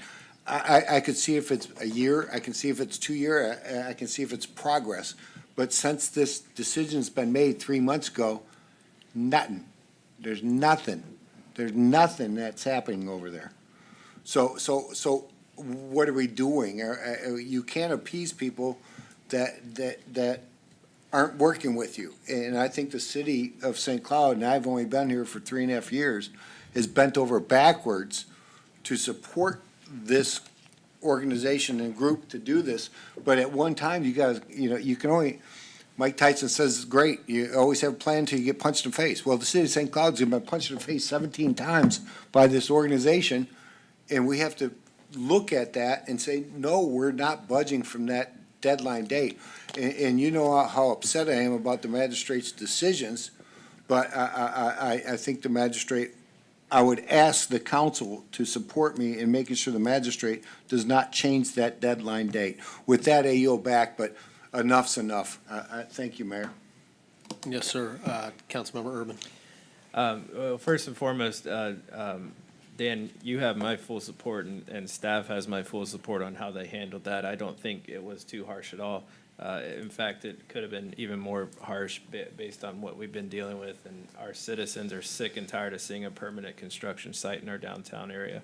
I agree with Deputy Mayor Gilbert's point about holding steady to the deadline. The problem is, they had a deadline and they missed it, and the magistrate just gave them a little slap on the wrist and said, "Go, oh, that's fine, you can get on with it." That's the problem I have. I would like to appeal that decision and get the full amount of fines that should have been given to the city for the deadline that they missed in the first place. But absolutely, that March deadline about having the CO should 100% be enforced and not moved. It's absolutely ridiculous and disgraceful what they have put the city through and what they have put our downtown through to have to look at a permanent construction site. That's all I have to say. Councilmember Fletcher. I have a question for Dan. Because I've never seen a situation like this. If an order is entered in by the special magistrate, does he have the authority to reduce the fine? Yes, the fine he does.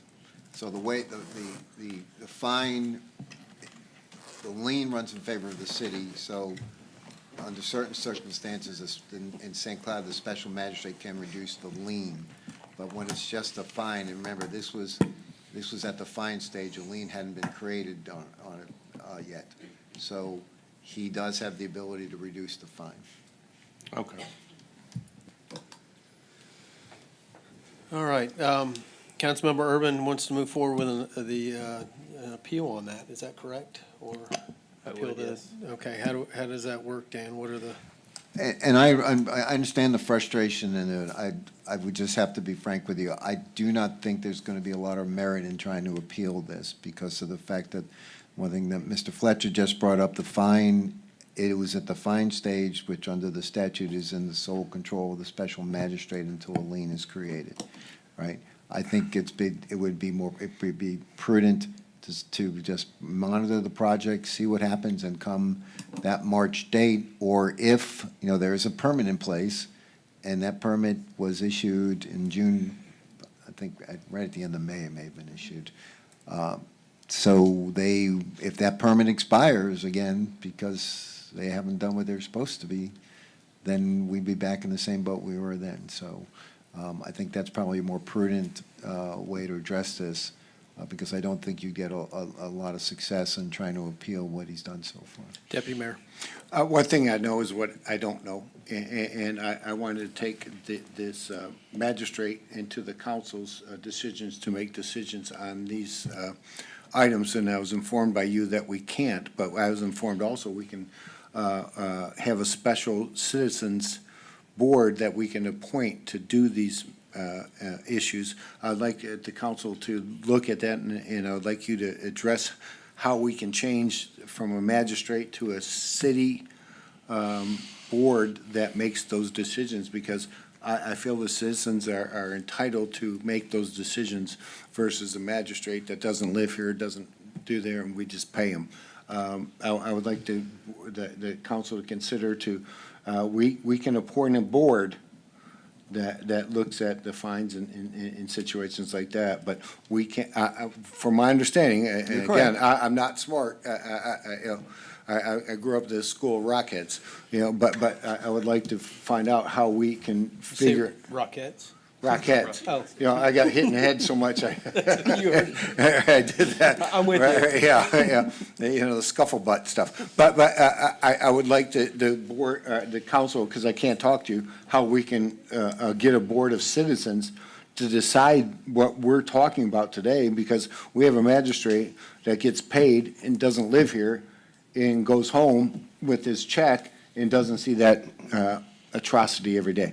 But I don't know how to do that, so I'm asking council to help me with, and I'm asking you as the attorney, how do we move forward to not have a dude that sits here or dudette that makes a decision that doesn't affect them whatsoever? So process-wise, under the code enforcement statute, you can either, a municipality or a county can either have a code enforcement board or a code enforcement special magistrate.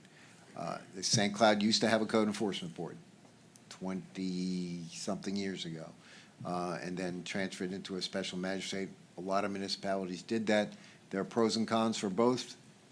If the council would like us to provide some more information on it and review it, we certainly can do that. Thank you, Yep. sir. A jury of their peers, right? That's That's.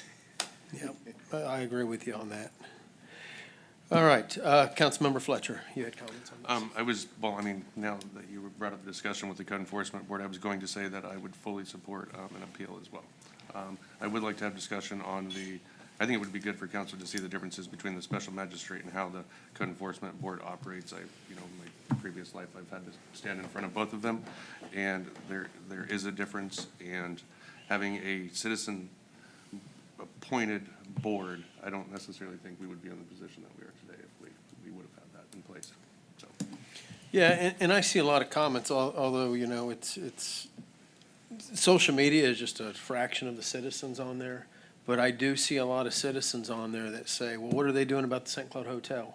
And I believe we have been addressing this issue for some time now and it's like, who said it, uncharted waters or something, that we haven't been down this path before with something like this. And I think it's, if it weren't such a big building and right there at the core intersection right there, I think that's why everybody takes notice of it. And I think getting something finished and across the finish line would really help out our downtown. So I support anything to move forward with this. If Dan doesn't think that an appeal is the right action to take at this time, we just kind of move for and there's teeth with that, right? Yes, there's a potential With the for final additional CO. fines if they don't get the CO by that date.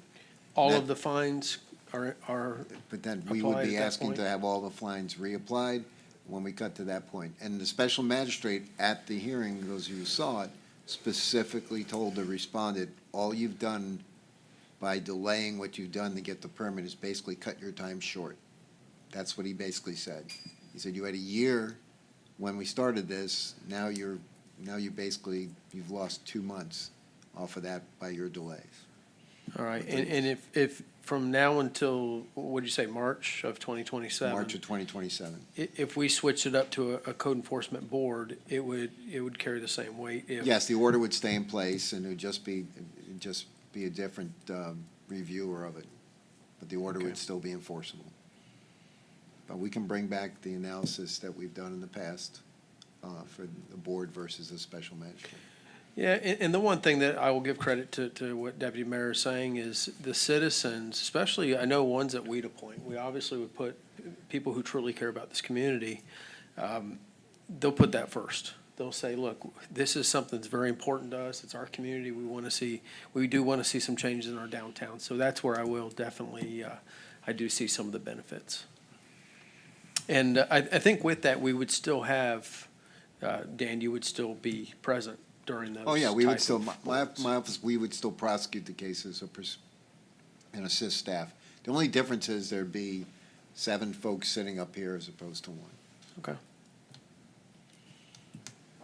7 citizens. 7 Yes. citizens, yes. Citizens, yep.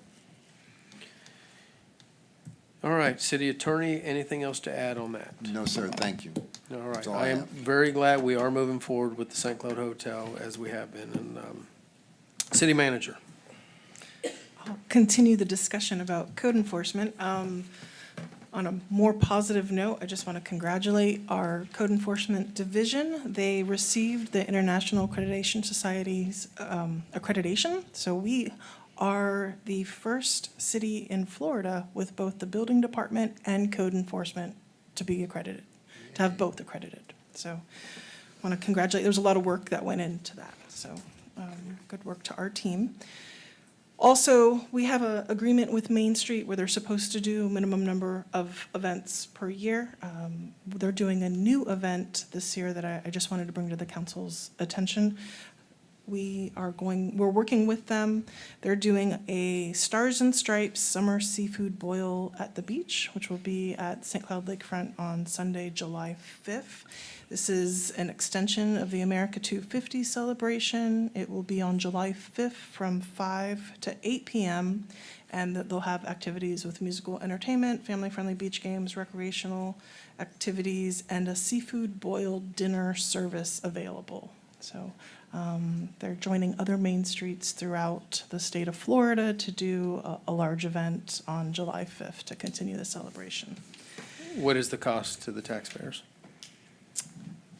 $315 application fee, $75 event trailer, table and chairs, $90 trash can fee for a total of $480. But we haven't had the DRC meeting yet, so fees can change after the DRC meeting as things are worked out.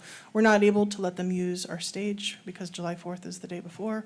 We also don't have staff available because all of our staff is going to be there on July 4th for the They're going to be for the tired. city's That's a event. big event. Mhm. So we're not able to assist them as much as we would with other events. Okay.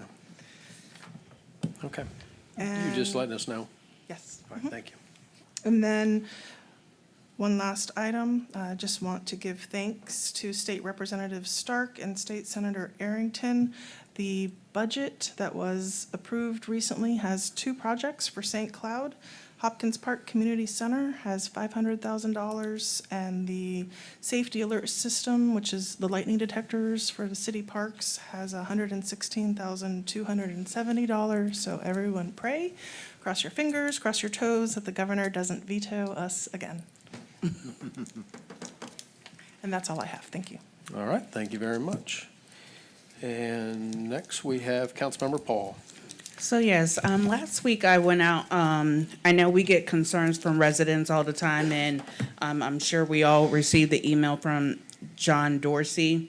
And so I took the opportunity of going out to see his concern, and there's a lot of litter that he picks up and does a great job with keeping, that area up to par. And so I'm only bringing this up because I want people to know that we do listen to the concerns from the residents. I know we see it all the time where they don't listen to us, and for any elected official that can take the opportunity to go out with residents says a lot. And so therefore I wanted to just bring that up and share that. And on my time that I went out there, our Public Works Director, Kevin was there as well too, to see the concern as well too. So I just wanted to bring that up. Secondly, I attended the Institute Elected Municipal for elected officials, and that was amazing. I do want to say thank you for that opportunity of attending. It was basically meeting with a lot of elected officials over the state of Florida, learning, sitting in classes for 2 days straight, long hours, but well worth it to learn everything to be a good leader in our community. So want to say thank you for that opportunity of going.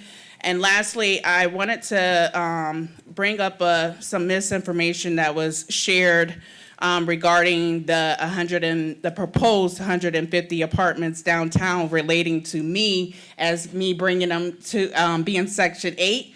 I want to say that is untrue. They're not Section 8.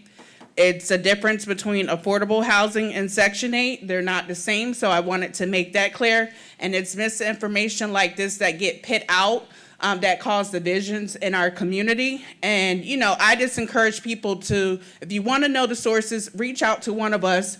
The recap is put out on social media after our meetings on what is actually happening in these meetings. So I just want to put that out there and clear up that information. And I'm done for tonight. Yes, ma'am, thank you. Councilmember Urban. Can I just say ditto what she said? That's all. I don't have anything. Happy 4th of July. All right, thank you. Councilmember Fletcher. I have nothing at this time. Thank you, Mayor. Deputy Mayor Gilbert.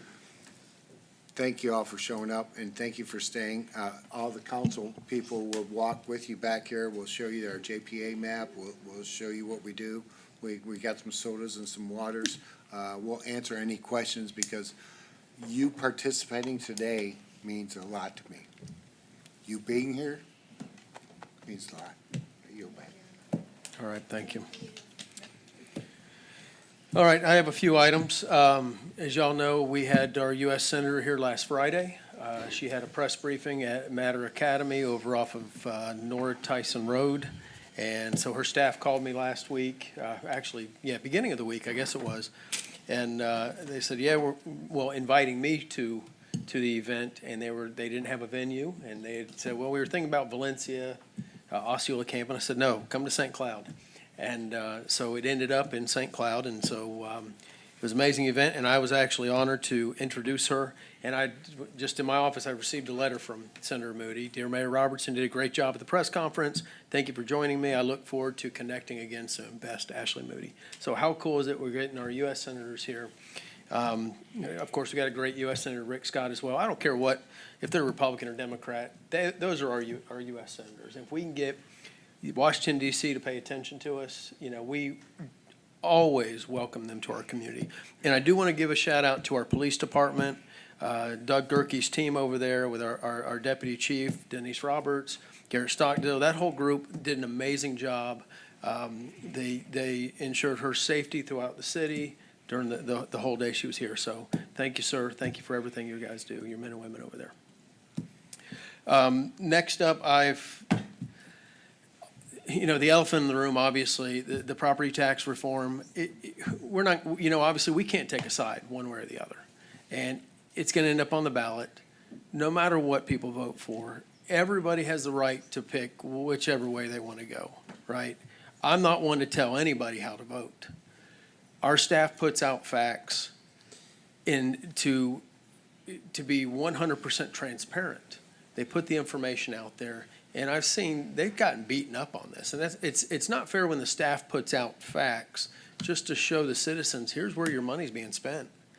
And like I said, I'm not going to take a side either way where I say, hey, citizens, you got to vote this way or this is going to happen. This city will not use scare tactics.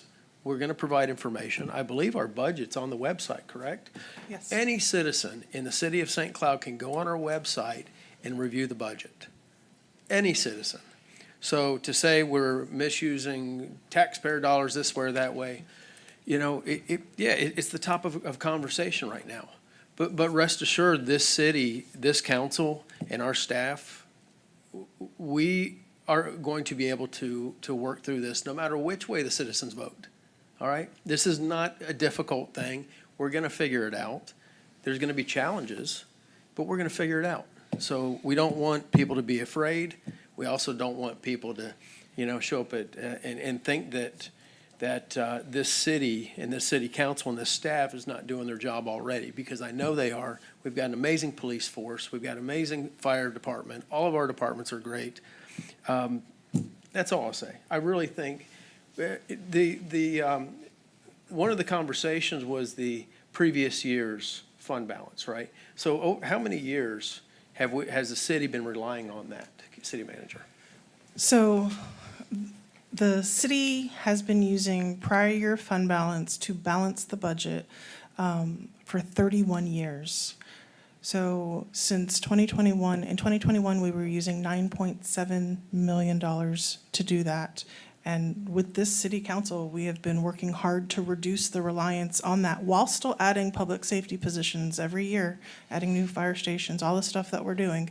And we brought it down this past year to, or I guess the current budget year, we brought it down to 4.8. And we were proposing to reduce it already, again, in this proposed next year's budget. Now, based on the current discussions, we've gone back as staff and said, okay, so we're going to present for the first time in 31 years a balanced budget, not using any prior year fund balance to balance the budget. So we're right now going through and redoing everything so that we can bring you the leanest budget and the first one balanced in 31 years. Amazing. Thank you very much. And if you haven't been paying attention over the past year and a half or so, this council is focused on commercial development. This council is focused on economic development. That is what we believe will be the future of our city in operating. And because we have to have these sources of revenue, we do not, I can tell you, over the past year, it's been challenging because there are many people that have encouraged us to implement this fee or that fee to kind of make ends meet. And we're trying to do everything possible to not do that.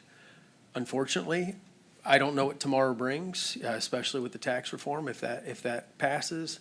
We're going to have to see what that looks like. But right now, we know we're going to be able to work it out. We will find a solution.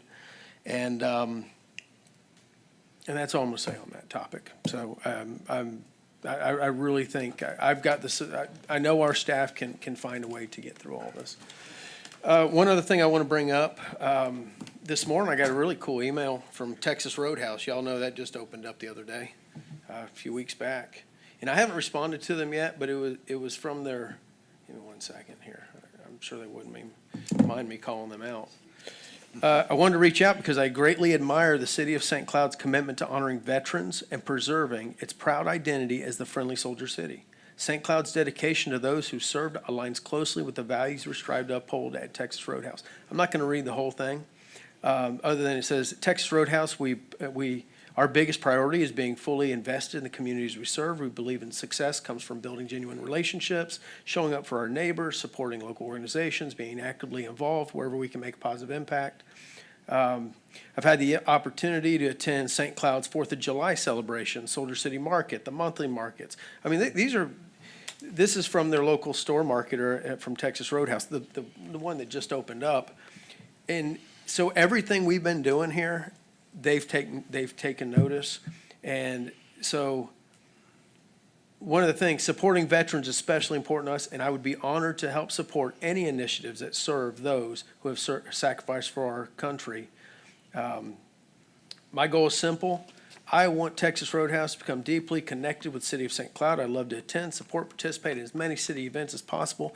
That's what community is all about, folks, and that's what we're trying to bring here is get these organizations. We've had Winn-Dixie Corporate step up to the table with our police department on some events. You know, we have Orlando Health. I mean, heck, they kicked in $5,000 for the St. Cloud Veterans Council initiatives, and now we've got another large corporation. That's what we're trying to do here, folks. We want to bring these organizations in because if we have to cut back next year on some of our special events, we want these corporations to chip in and sponsor these so that we can still provide these services and these events to the citizens here in the city of St. Cloud. So thank you, Texas Roadhouse. I will respond back, but it was this morning, so I'm just still catching up on emails. With that being said, we have, since I've been the mayor, we have consistently talked about Soldier City. You know, with our Soldier City Market, it's now rebranded, with Soldier City Sundays. Our St. Cloud Veterans Council, and really steering back towards our true identity as a Soldier City. I want to now go ahead and have a stop date from using this Center Place slogan and going back to either Soldier City or the Friendly Soldier City and make it official. Not where it will cost us money, but essentially, what's the stop date of using the letterhead or, you know, whatever the physical documents that say Center Place for this or that, and going back to Soldier City. And I want to go ahead and just do a stop date of July 3rd, and that way kick off Independence Day, July 4th as Soldier City. What are y'all's thoughts on that? I mean, Deputy Mayor likes it. Do you like Soldier City or the Friendly Soldier City? I What are like y'all's Soldier thoughts? City. Anytime you add more, more things, we're Soldier City, period. That's it. We've been Soldier City since, what, 1911, Mayor? How long we've been Soldier City?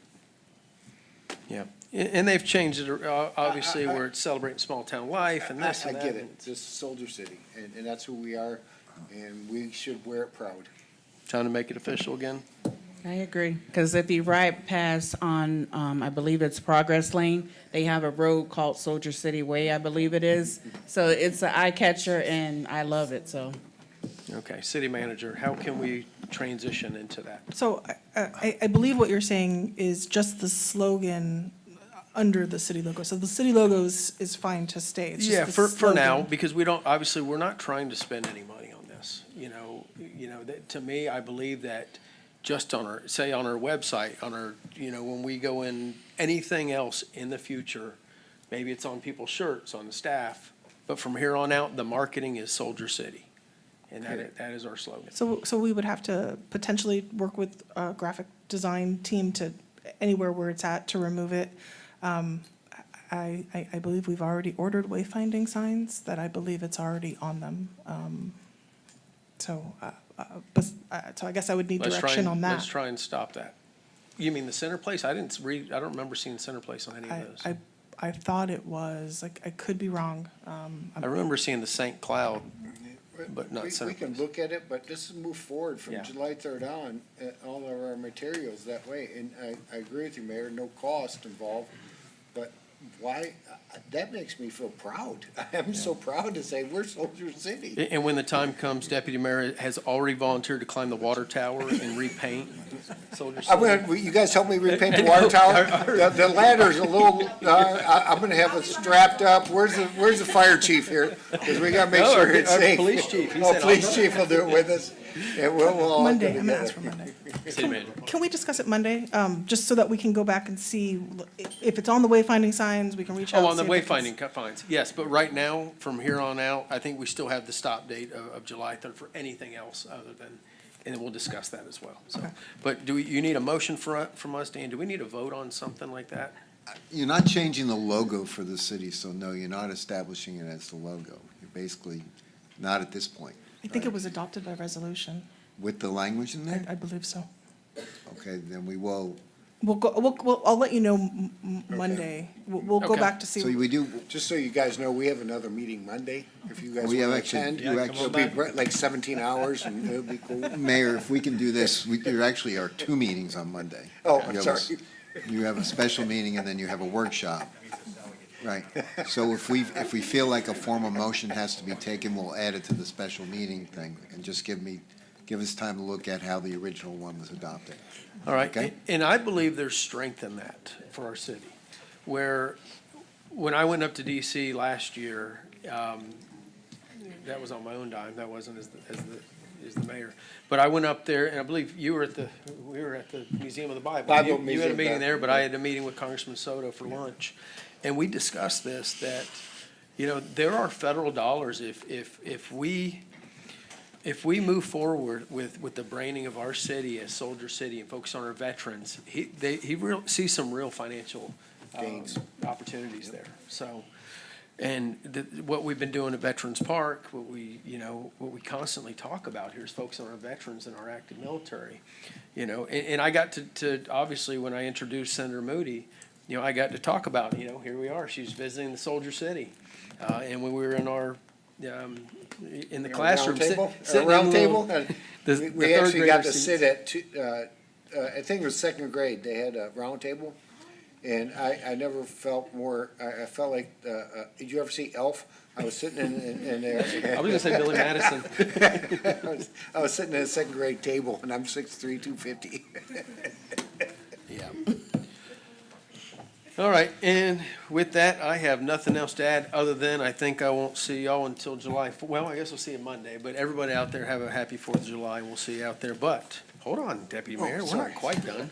I want to show my We have- friends, I want to show my friends the back room. There's some food there, Mayor. This is the most interesting part, the information section.